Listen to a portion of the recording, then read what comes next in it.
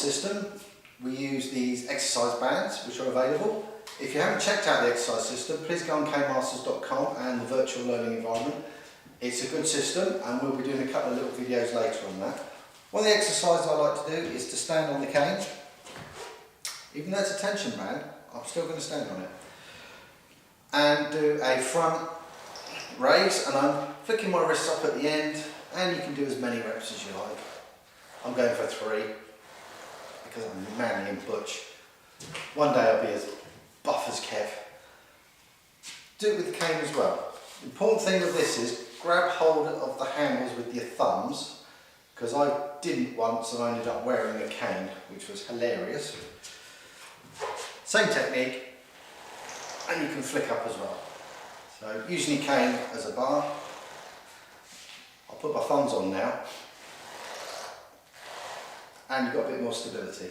So how about we incorporate that into a technique? So Dan, we did this on our Kusanko video, which if you want to have a look up, it's either going to be there, down there, or in our list over there.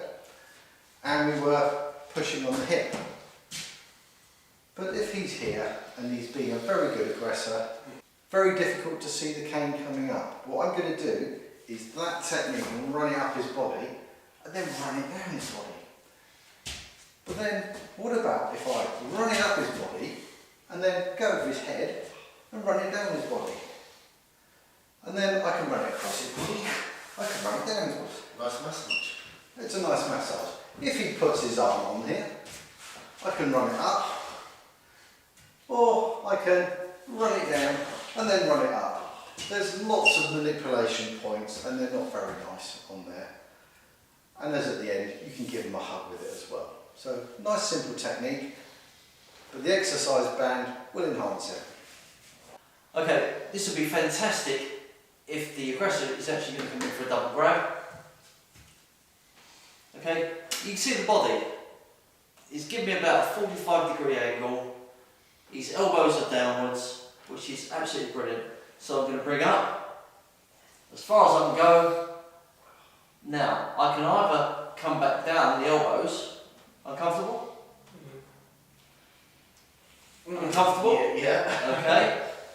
Or I can come back down through the chest. Personally, once I've got to here and I've got him up there, I'm going to want even one arm to bend. So again, I'm just going to come down there,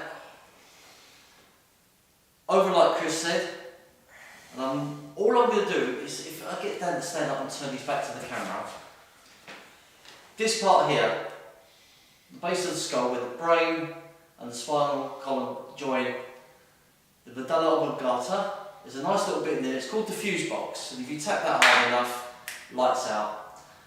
But if you roll, it's even worse. Bearing in mind, I'm using a training cane that's smooth.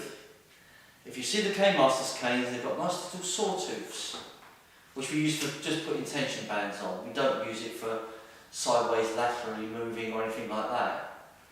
So once Dan comes back in,